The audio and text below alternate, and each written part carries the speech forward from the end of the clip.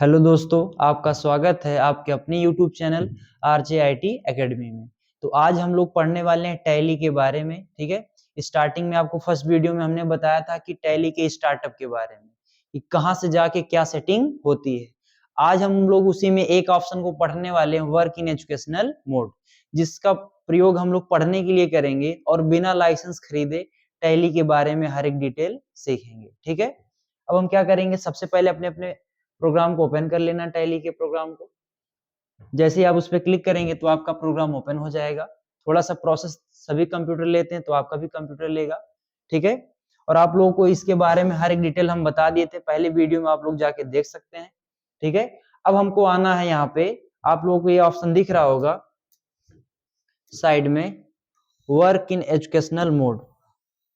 ठीक है, तो इसी पे आके आप लोगों को क्या करना होगा, इंटर करना होगा अपने कीबोर्ड से। ठीक है, जैसे ही इंटर करेंगे तो हमारा स्टार्टअप, ये आपका कंपनी इन्फो ऑप्शन खुलकर आ जाएगा। यहाँ पे आप लोग देख पा रहे होंगे लिखा हुआ मिल रहा कंपनी इन्फो। ठीक है, कंपनी इन्फो ऑप्शन मिल रहा होगा, तो इस पे हम आएंगे तो हमें ऑप्शन मिल जाएगा। यहाँ पे सबसे पहला ऑप्शन मिलेगा सेलेक्ट कंपनी, दूसरा मिल रहा है, दूसरा ऑप्शन यहाँ पे हमें मिल रहा है, एक पहला ऑप्शन हमारा क्या, सेलेक्ट कंपनी, दूसरा log in as remote user, और तीसरा है क्रिएट कंपनी, चौथा बैकअप, फिर रिस्टोर, फिर एक ऑप्शन मिल रहा हमें क्विट ऑप्शन। ठीक है, तो सबसे पहले हम लोग जानेंगे कंपनी, सेलेक्ट कंपनी के बारे में। ठीक है, सबसे पहले हम लोग जानेंगे किसके बारे में, सेलेक्ट कंपनी। अब इससे करते क्या है, सेलेक्ट कंपनी के माध्यम से जो कंपनी हमारी पहले से बनी होती है उसको हम लोग ओपन करते हैं। ठीक है, या उसको हम लोग सेलेक्ट करते हैं।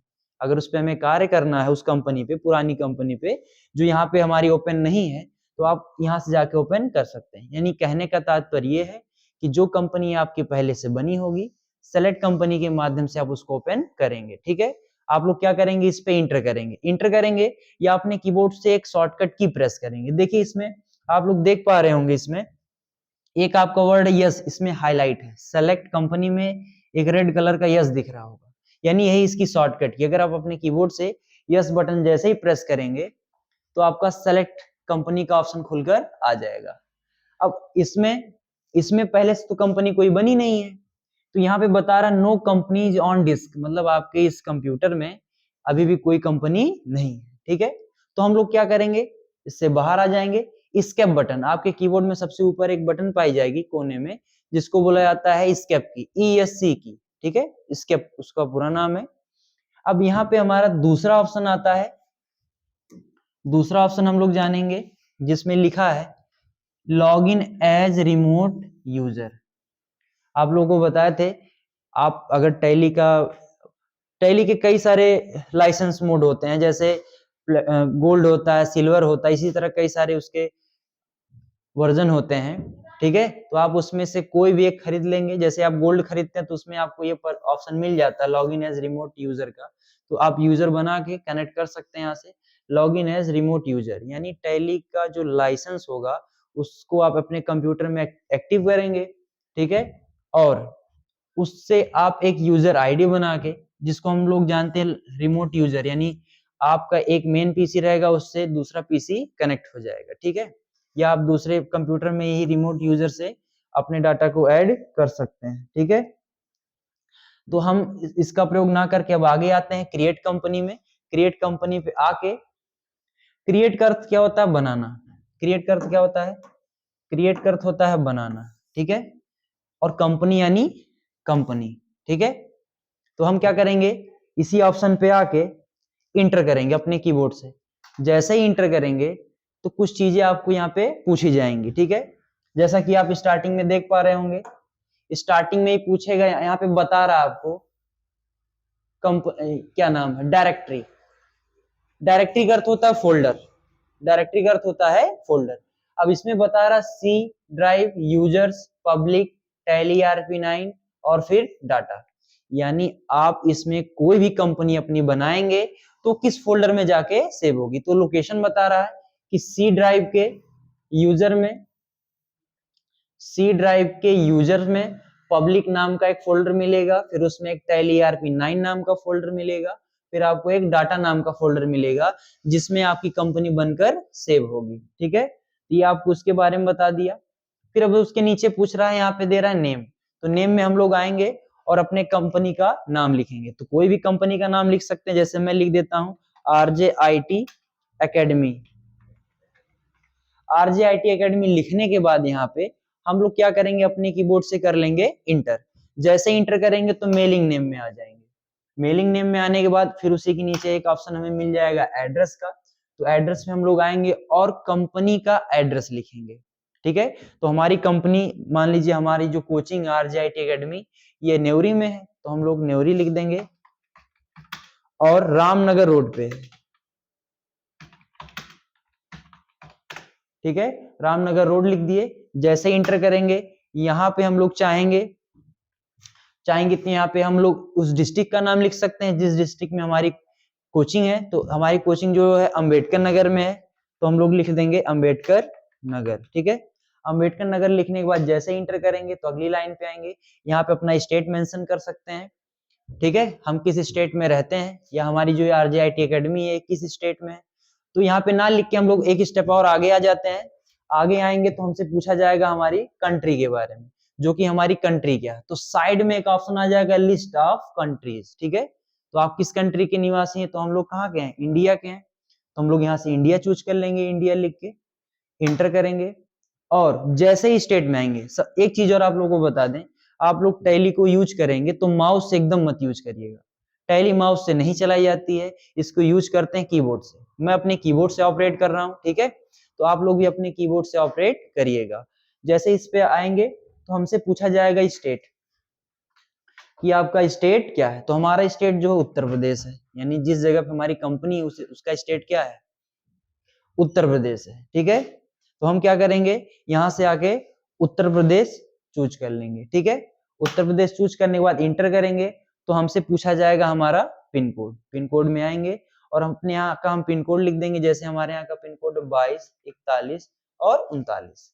इतना लिखने के बाद आगे आते हैं हम लोग, तो हमसे पूछा जाएगा यहाँ पे, देखिए फोन नंबर पूछा जा रहा है, mobile number, fax number, email और वेबसाइट। ठीक है, तो सबसे पहले हम लोग आएंगे अपने मोबाइल नंबर में, तो कोई भी एक मोबाइल नंबर यहाँ पे लिख देंगे। जैसे कि मोबाइल नंबर मान लीजिए मैं अपना मेंशन कर दे रहा हूँ, कोई भी एक नंबर। ठीक है, कोई भी नंबर लिखने के बाद इंटर कर लेंगे। आ जाएंगे अगले ऑप्शन पे, ये तो हमारा फोन नंबर था। ठीक है, अब मोबाइल नंबर भी कोई ना कोई यहाँ पे डाल लेंगे हम लोग। ठीक है, इंटर करके आगे आते हैं तो हमसे पूछा जाएगा फैक्स। अब ये फैक्स क्या आ गया। ठीक है, जैसे आज के समय में हम लोग प्रिंटर यूज करते हैं, उसी तरह पहले के समय में हमारा फैक्स यूज होता था। ठीक है, फैक्स जिस प्रकार से आज का हमारा प्रिंटर होता है, आज के समय में जो हम लोग प्रिंटर यूज करते हैं, उसी तरह पहले के समय में फैक्स यूज होता था जिसका नाम था इंटरनेट फैक्स। वो हमारा इंटरनेट से भी चलता था और बिजली का प्रयोग करके उसको हम लोग चलाते थे। वो इलेक्ट्रॉनिक ही डिवाइस कहलाएगा क्योंकि वो इलेक्ट्रॉनिक से चलता था। ठीक है, बिजली से चलता था। तो आप यहाँ पे फैक्स के बारे में पूछा जा रहा है, तो उसका एक सीरियल नंबर होता था जिसके माध्यम से आपका कंप्यूटर और आपका फैक्स कनेक्ट होता था। वही चीज यहाँ पे तो हमारे पास है नहीं फिलहाल, तो हम लोग इंटर करके आ जाएंगे अपने अगले ऑप्शन पे जिसमें पूछा जा रहा है हमसे ईमेल। तो यहाँ पे आप अपने कंपनी का ईमेल मेंशन करेंगे। जैसे मैं मेंशन कर दे रहा हूँ अपने यहाँ कोचिंग का ईमेल rjitacademy@gmail.com।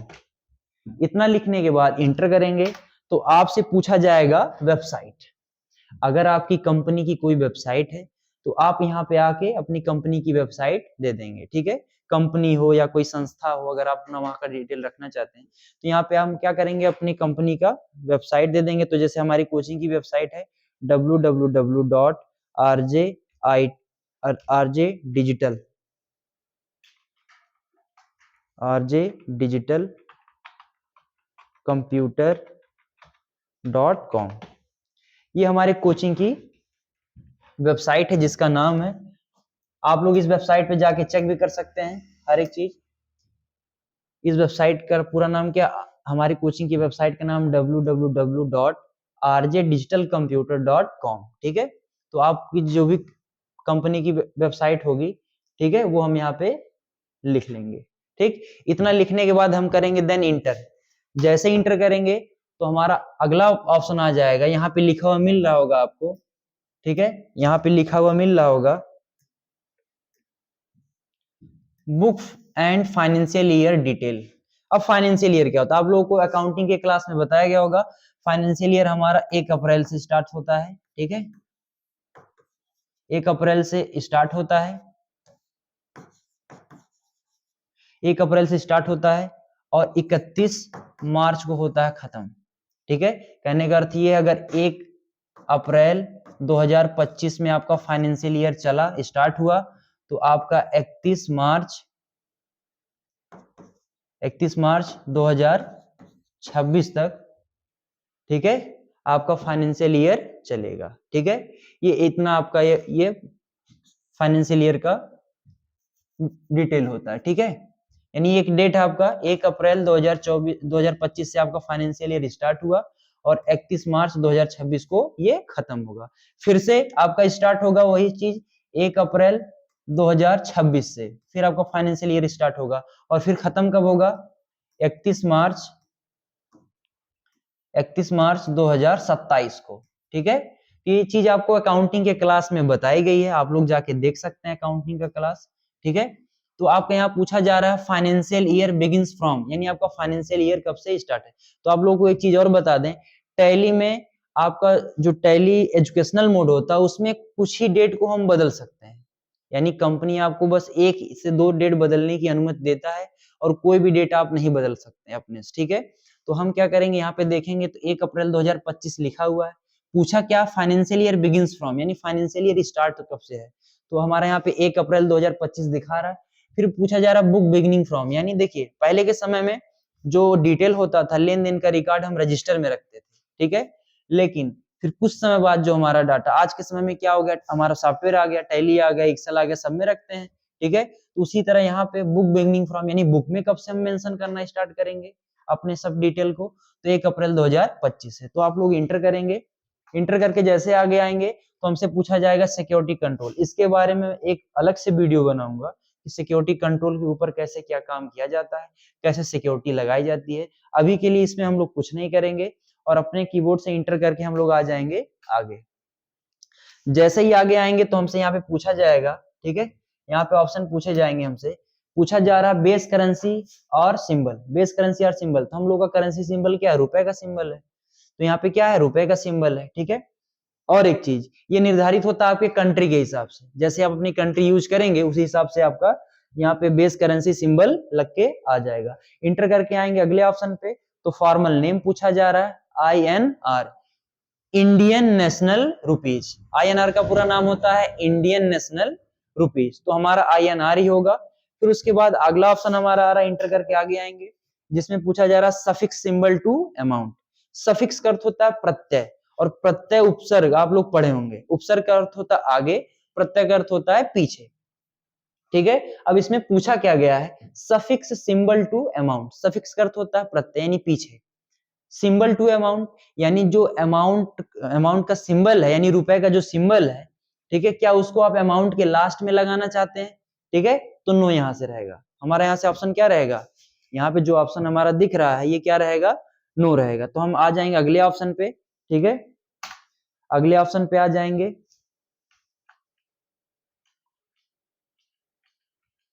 अगला ऑप्शन हमसे पूछा जा रहा है यहाँ पे add space between amount and symbol, ये कह रहा है अमाउंट, ठीक है, अमाउंट और आपका जो सिंबल होगा, जैसे हम लोग लिखते हैं, मान लीजिए 1000 रुपए अगर हमको लिखना है, ठीक है, अगर हमको लिखना पड़ जाए 1000 रुपए, तो इसके सामने हम लोग ऐसे रुपए का सिंबल लगाते हैं, ठीक है, रुपए का सिंबल लगाते हैं।